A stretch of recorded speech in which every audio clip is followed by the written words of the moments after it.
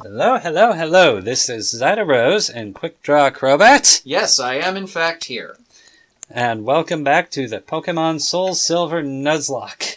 And also I forgot to run into town and heal Ben. And also a semi-exhaustive list of changes made in Generation 2.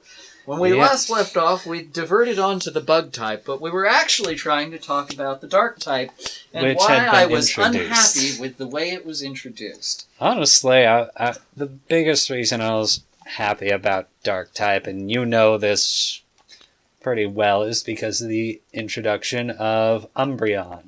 Oh, yes. That and my... the adorableness of the Eevee line. I never had a problem with the fact that dark type was introduced. I had a big problem with the way and the reasoning for its introduction. So, as we were saying, in first generation, Psychic essentially had no weaknesses. The Mon it was on were Mewtwo. Yep. Mew, if you were lucky and went to an event or various certain other things happened. True, there were ways. Alakazam. Yep. Which is, made Alakazam and Mewtwo just, oh gods, it's going to murder me. Starmie. Yeah, I fought that thing. Starmie God, I had to murder those things. And that thing is blisteringly fast as well. Yes. And then you had Hypno, which is actually a fairly decent tank, and while not nearly as fast as the other psychic types, not a slow poke by any means. And then, of course, Slowpoke's evolution, Slowbro, which no one really used anyways. Yeah, and Jinx, which was also very fast. Which meant that psychic types... Okay, so Bug type and Ghost type had a major flaw for dealing with psychic types in that... Poison. All the Ghost types were also poison, and most of the significant bugs were also poison as well. Yep. Just to make this worse, in first generation, can you count for me the number of total bug attacks? Oh god, I can do that on one hand. That was all of Leech Life and Pin Missile. And Twin Needle. Oh yeah, Twin Needle was only found on Beedrill, which couldn't handle Psychics due to not being as fast as them and also having Poison type and trash defenses. Oh yeah, I was about to say, yeah, it could do damage, could be found on Beedrill. Bad idea. Yeah, I mostly use Pin Missile from a Jolteon. Of all things, which... was okay, but Jolteon wasn't great at physical attack, and that's Bug what is it physical derived attack. it from. Okay, and Leech Life. Let's take a peek. Oh, bro, Leech Life. Can you kill this Bellsprout? Yeah. Again, it'll take a while. Yeah, but not nearly as long. Leech Life only appeared on Paris Parasect and Venonat Venomoth. Paris Parasect, while I love it to death, is so trash. Adorable, but Powerful attack, trash. And Venomoth is okay, but also poison type. Yep.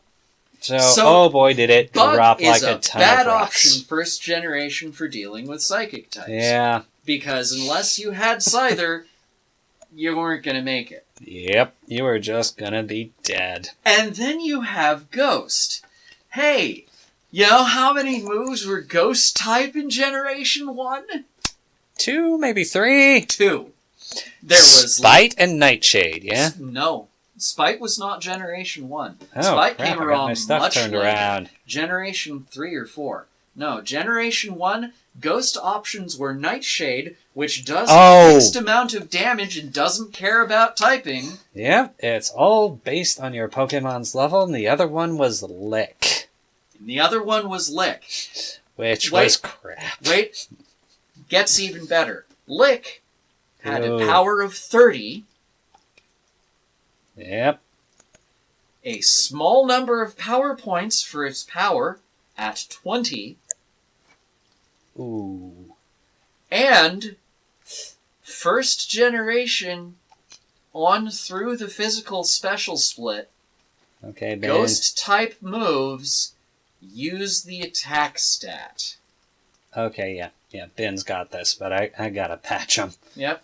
So Ghost type moves used the attack stat and only one of them did non-fixed damage. Yeah, sorry. That's alright. Bin's had 11 HP in the yellow. I had faith in Bin. Oh yeah, me too. Doesn't stop me from panicking. After you lost that Sentret, my faith in you on this is a little shaky, but I have faith in Bin. Totodile does a good. Yes. Okay, and it's not even really a question of what... Drop Rage. Really? Oh, wait, yeah. It has it has less power points and is less useful. Very true. It is far more circumstantial. Mm-hmm. Okay. So, with those problems facing... You know what? I'm not going to expend an item just yet. Save those.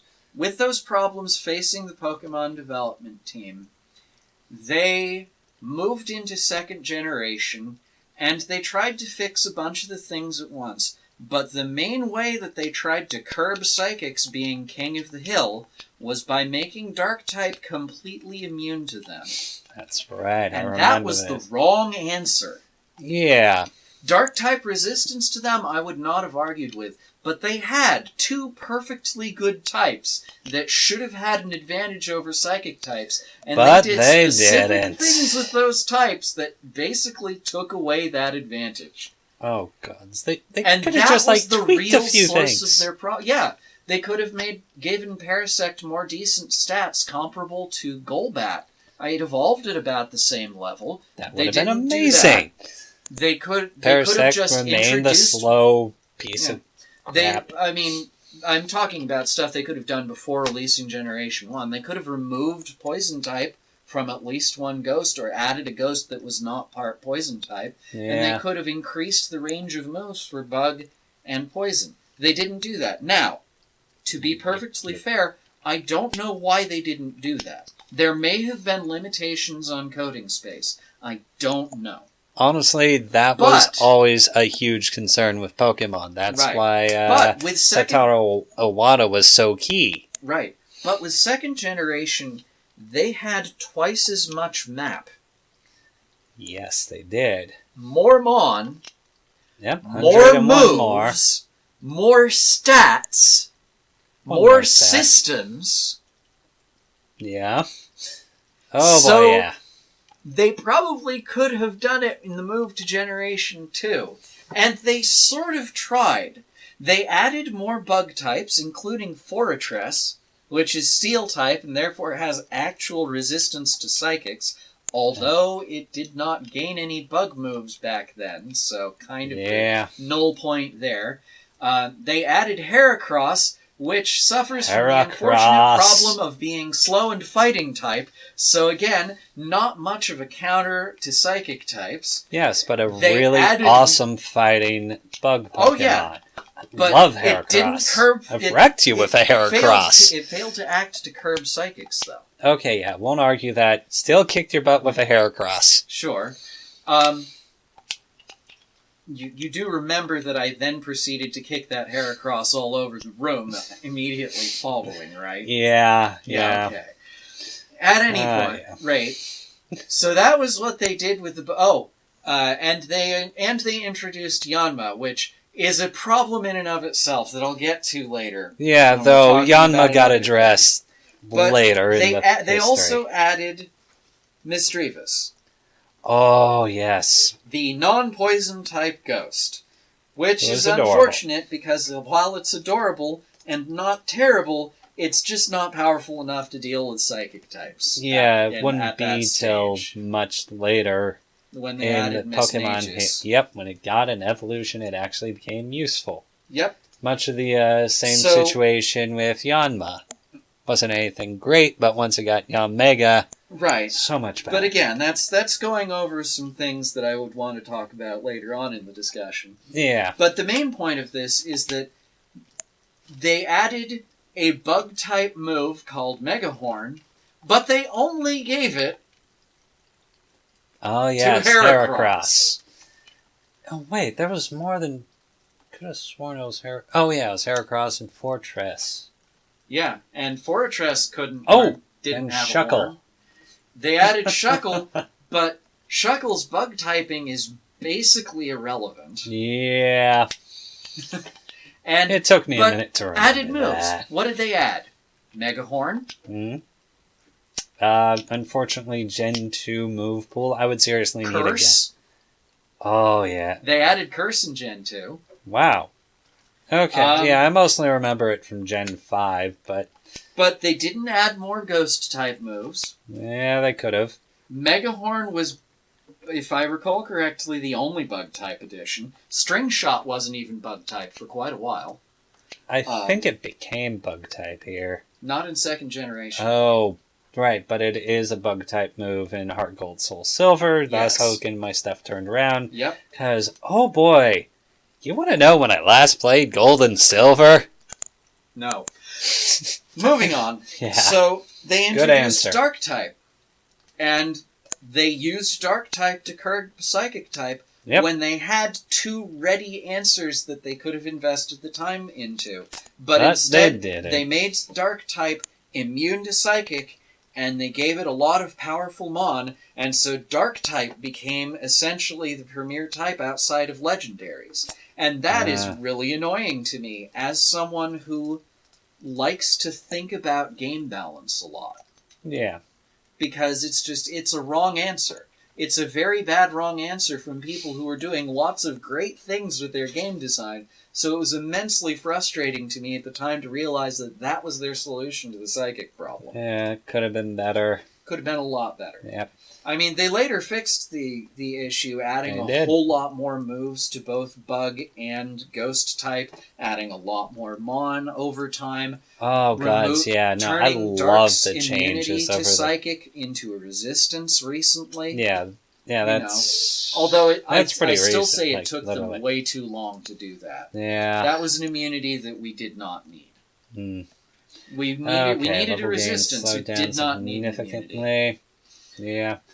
But at any rate, they introduced Dark type and Steel type.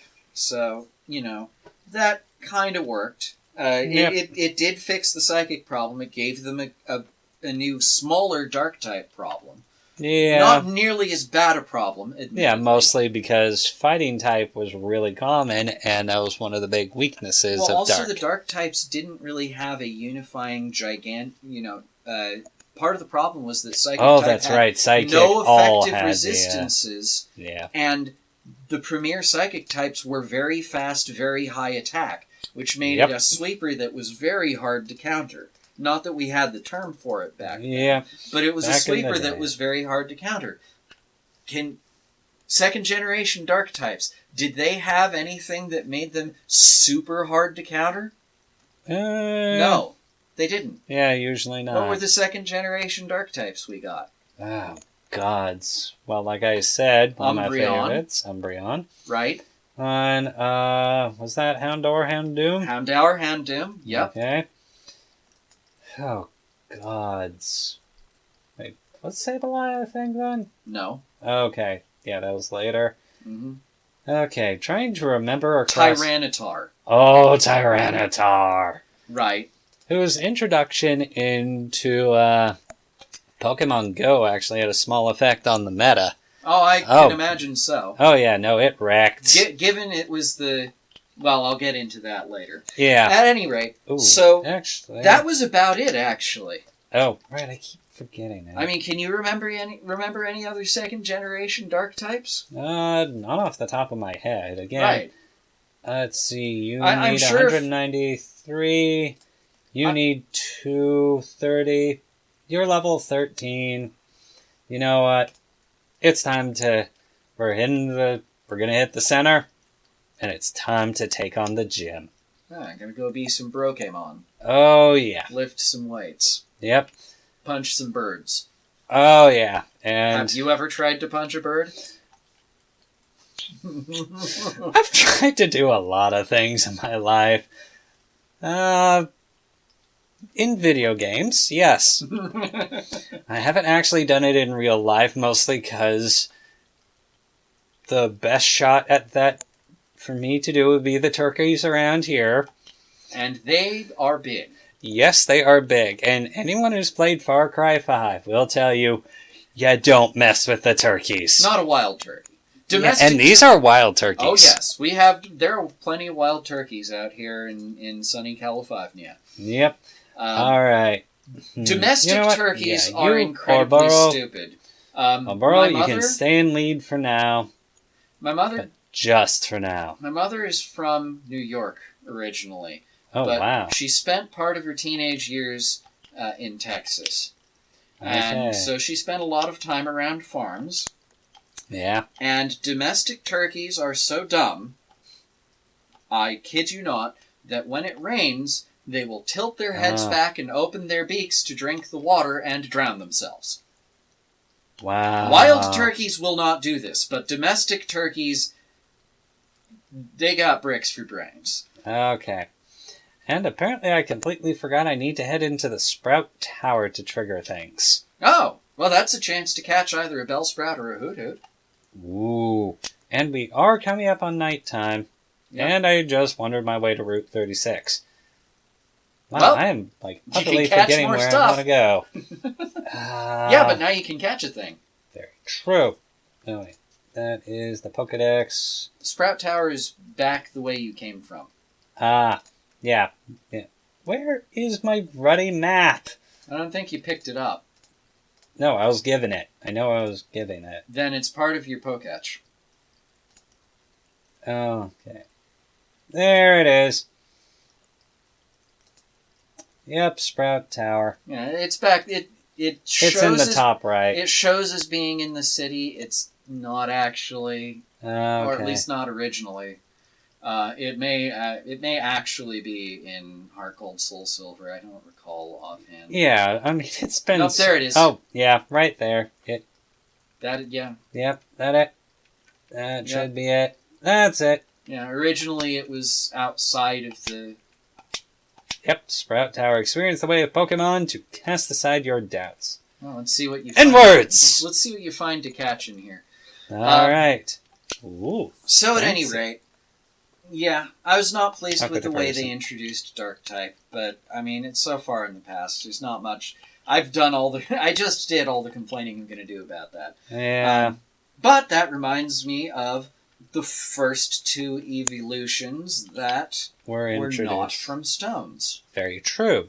Those, yes. From happiness during night and day.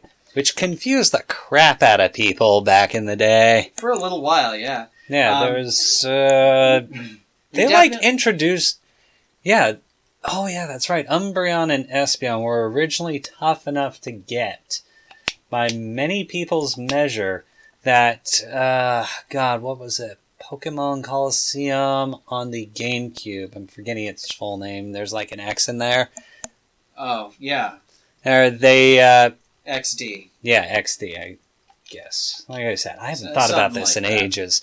They actually made some of the prizes an Umbreon and an Espeon, and I think Coliseum 2 had much the same thing going on. Right. But it provides us with a nice segue into Generation 2 was the first generation to keep track of time of day, and it kept track of day of the week. These days, that's nothing special with your 3DS or your DS or your Switch or what have you. Yep. Connecting to the internet to keep track of what time it is and what day it is and all of that. But at the time, this was a new thing, and lots of people fooled with it by messing with the clock in their house in-game. Oh boy, did I do that. Yep. Which was actually very convenient because it meant that you didn't actually have to play at night in order to catch them on at night, and you didn't have to play during the day to catch them on during the day. Yeah. It was really good for people who had school and or, a bedtime. Yeah. I was dealing with some of those. Days of the Week left after Generation 2 and did not come back. Yeah. Oh, no, sort of did. No, not well. They came XY back. Kind of had a thing. They came back when actually keeping track of the real time came back, but they didn't. It didn't come back like days of the week near thing the same that way. Yeah, not quite to the same degree. And day and night made sporadic appearances for a while. It went away for Gen 3. Okay, yeah, I utterly forgot that. Day and night went away for Generation 3. I think it didn't come back until Generation 5. I believe it came back for Unova. Wait, I could have sworn that Diamond, Pearl, Platinum had a thing going on there. No, you're right. Diamond, Pearl, Platinum, but it was just 3. Yeah, so Ruby, Sapphire, Emerald, which I will admit, that was originally what I was planning to do a Nuzlocke of. I just had trouble getting that to boot and record. I had trouble getting this to record, but I figured it out. So at any rate, it introduced those, and that let it do neat things like have Pokemon that were more frequently seen during the day or the night, and that came back when day and night came back. Yeah, that part was cool. And there were the 7 day of the week people who really liked a particular day of the week and would appear in a certain spot on that day and would give you hold items that you couldn't get otherwise. Yeah, and they were really good hold items. I don't think there were any evolutions on there, but don't quote me. I am going from my memory. Yep. Occasionally... Oh, hold on. What you gotta say, Joey? Bloody. This guy. Took down a wild Weedle. It was a cakewalk. I don't care, Joey. See, I actually really, really did not like the phone call system in Generation 2. I hated it. It always interrupted me in the middle of a dungeon or something when I was on limited time. Trying to get something done before the end of lunch, or before I had to go to bed, or before dinner time or something. And suddenly someone's calling me, and they're not even calling me to have a rematch. They're calling me to tell me that their Pokemon is cute. And I'm just like, that's great. If you offered actual interactions, I would care, but you don't. You're just calling me to pester me about your Pokemon being cute, and nothing is ever going to come of it. This is something once I realized that only certain people would call you for a rematch, I was very judicious about handing out my number in the games. Yeah, see, this is something where I really wish I could remember what I wrote in the guide that I did for Heart Gold and Soul Silver years ago. When I was new to this. You specified which people you would actually get rematches I actually wrote down in the guide, hey, these people just call and annoy you. These people will give you rematches. Yeah. And I wrote that all down. Yep. Back in the days of Rarity Guide. Back before GameShampoo was quite the thing it is now. So, at any rate. Yes. Times of day. Yeah, times of day. Days of the week. Yep. Yes! Hallelujah! Now, fun point time. Yep. Myths about the bug Pokemon. Alright, Okay, so do you want to tell it, then I evolve, or while evolving? Then you evolve. Okay. So, back during first and second generation, most players had no idea. In fact, I would go as far as to say pretty much all players had no idea whatsoever how stats worked in Pokemon. I can confirm. Because it displayed you a plus number. No clue. Yeah, because it displayed a plus number with every level up, people thought it worked like Fire Emblem, where you have a certain chance to get a certain number of points every level up, and if you get a bad point boost, you can try and redo the level, and so on and so forth. So a lot of people would keep their Kakuna or their Metapod, a Kakuna or Metapod, until later levels to try and get an increased defense stat on their frail, early evolving bug Pokemon. It never worked. But we did learn some very interesting things about that. For instance, if you evolve a Pokemon at a level where its evolved form naturally learns a move, then it will learn that move as part of evolving, not as part of leveling up. And this comes into play because that was when people started going, I wonder what happens if I keep this Magikarp for longer. And then discovered that at level, 35, it learns Thrash. No, not Thrash, Flail. Oh, wow. Yeah, I always forget. Which Gyarados does not learn. Huh. Yeah, true. At level 15, Magikarp learns Tackle, where it becomes viable to actually use a little. Though I'm using viable in the loosest sense of the word, if I'm honest. Yeah. But, so, it led to a nifty discovery. Personally, I was of the belief that, sure, maybe staying as a Cocoon gets you extra defense, but I don't want to give up the level 12 move. So for a long time, I would get all of my Cocoon Pokemon to level 12 before evolving. Yep. And that's the end of that story, so go ahead and evolve. Okay, Oboro, our fine lady. Oh, you aren't gonna... Well, no, because you haven't ended the battle yet. True. Leveling up happens when the experience is gained. Evolving is at the end of the battle. So true. Is there a problem? Yeah, an interesting one. No. I'll deal with it. Fair enough. Because, can you tell me something that we haven't been hearing? Oh. Yeah, I might have 2 episodes worth to find some filler music for. We'll find out. Well, I mean, we have been talking the whole time. Oh, boy, and it's been recording us talking. So, yeah, filler music not necessarily required. Yeah. Well, still. So anyway, let's see. Onwards. Was that all of the main things that Generation 2 added? We got... Okay, so, in order of association... Alright. Okay. We had happiness, happiness-based evolution, baby Pokemon, eggs, breeding. We had the 2 additional types. We had the additional evolutions. Yes. We had the split of the special stat. We had day and night. Go and day of the week. Yes. Day of the night and day of the week. Time of day and day of the week. And then... Was that all of the main things? Ooh, I forgot about that. Oboro learned Fury Attack. You should continue to forget about it. Fury Attack is not very good. Yeah. 15 power.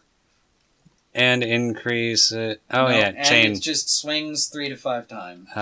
2 to 5 times, I believe, still in this generation. Yeah, they'll still very much a 3 to 5 swings at 15 power is largely useless unless you have a Pokemon that's really set up for that kind of thing. Let's take a peek at what she's packing now. So now we're looking at 23 attack, fairly 20 good speed. Attack and special defense, decent speed, poor defense and special attack. Yeah, well, about special... what you expect from a Beedrill. And it's really unfortunate that the native ability is Swarm, because... Yeah, that'd been nice if it was something fancier. A Beedrill surviving at low hit points is... Yeah. Okay, well, Oboro is looking good. And, okay. And this seems like a pretty good time to call this episode. Any more reminiscing, or... Well, I think next episode would be a great time to go over then the things that were added or changed or remarkable about Generation 2 that people don't take a lot of notice of. Okay. So look forward to that if you really like Poke Trivia. Oh, so much trivia. It is wonderful. This has been Zidarose and Quickdraw Crobat. Please be sure to like, comment, subscribe, and if you're really liking this, please click that bell next to subscribe. That way you'll know when we're doing... when the next one comes out. And remember, never pet a burning dog. Unless it's a Houndoom. Those are just sort of natively burning, though. Yeah, and they are adorable. Alright, later.